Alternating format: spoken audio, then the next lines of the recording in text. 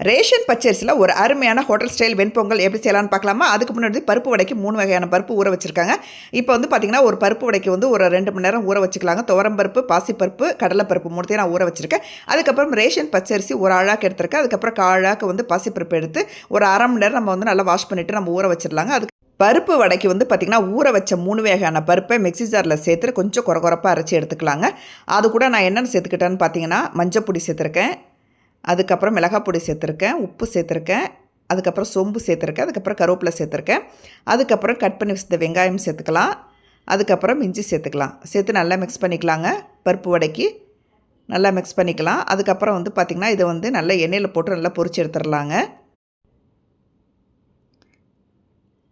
இப்போ வந்து நம்ம பருப்பு வடைக்குள்ள மாவை நம்ம தனியாக எடுத்து வச்சுக்கலாம்.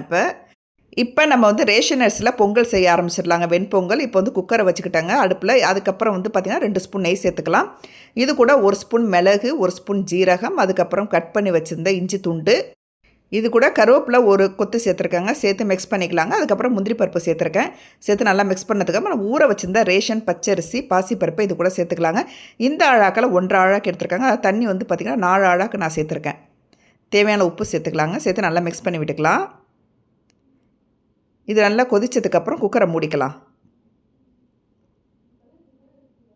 ஒரு 15 நிமிஷம் இருந்தால் போதுங்க, பொங்கல் ரெடி ஆகிடும். அதுக்கப்புறம் வந்து பருப்பு வடைக்கு வந்து எண்ணெய் வந்து கடாயில் ஊற்றி எண்ணெய் நல்லா காஞ்சதுக்கப்புறம் வடையை சுட்டி எடுத்துக்கலாங்க. இப்போ ஒரு அருமையான பருப்பு வடை ரெடி ஆகிடுச்சுங்க. அதுக்கப்புறம் வந்து சாம்பார் வைக்க ஆரம்பிச்சிடலாம். ஹோட்டல் ஸ்டைல் சாம்பார் செய்ய ஆரம்பிச்சிடலாங்க. கடாயில் வந்து கடுகு, சீரகம் எல்லாம் போட்டு தாளித்ததுக்கப்புறம் தக்காளி, வெங்காயம், கருவேப்பிலை, பெருங்காயம் எல்லாம் போட்டு தாளிச்சிடலாங்க. அதுக்கப்புறம் வந்து நல்லா வதங்கினதுக்கப்புறம் வேக வச்ச பருப்பை, துவரம் பருப்பை இது கூட சேர்த்துக்கலாம். காய்கறி என்னென்னு பார்த்திங்கன்னா கேரட் சேர்த்துருக்காங்க. அதுக்கப்புறம் மஞ்சள் பொடி சேர்த்துருக்கேன். அதுக்கப்புறம் வந்து சாம்பார் பொடி 2 ஸ்பூன் சேர்த்துருக்காங்க. சேர்த்து நல்லா மிக்ஸ் பண்ணிக்கலாம். இதுக்கு தேவையான உப்பு சேர்த்துக்கலாங்க. அதுக்கப்புறம் பெருங்காய பொடி சேர்த்துக்கலாம். சேர்த்து நல்லா மிக்ஸ் பண்ணிக்கலாங்க.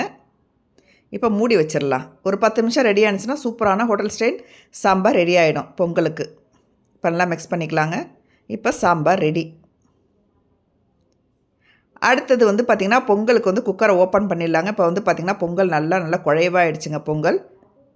இது கூட வந்து ஒரு 2 ஸ்பூன் நெய் சேர்த்துக்கிறேன். நெய் சேர்க்கும் போது தாங்க ரொம்ப டேஸ்ட்டாக இருக்கும் இந்த வெண்பொங்கல். நல்லா மிக்ஸ் பண்ணிக்கலாங்க. நெய் சேர்த்து நல்லா மிக்ஸ் பண்ணிக்கலாம். இப்போ ஒரு சூப்பரான ரேஷன் அரிசியில் பச்சரிசியில் ஒரு அருமையான ஹோட்டல் ஸ்டைல் வெண்பொங்கல் ரெடி ஆகிடுச்சுங்க. இதே மாதிரி நீங்களும் செஞ்சு பாருங்கள், ரொம்ப டேஸ்ட்டாகவே இருக்கும். நார்மலாக வந்து கடையில் உள்ள பச்சரிசியை விட ரேஷன் பச்சரிசியில் வந்து பார்த்திங்கன்னா அந்த வெண்பொங்கல் வந்து அவ்வளோ அருமையாக இருந்துச்சு. அதுக்கப்புறம் வடை வச்சாச்சு, பொங்கல் வச்சாச்சு, அதுக்கப்புறம் சுட சுட சாம்பார் ரெடிங்க. Hotel style sambar ready. இப்போ சேர்ந்து சாப்பிடும்போது அவ்வளோ அருமையாக இருந்துச்சு. நீங்களும் அது மாதிரி ட்ரை பண்ணி பாருங்கள். இந்த வீடியோ பிடிச்சிருந்தா மறக்காமல் லைக் பண்ணிவிட்டு ஷேர் பண்ணிட்டு சப்ஸ்கிரைப் பண்ணுங்கள். தேங்க்யூ.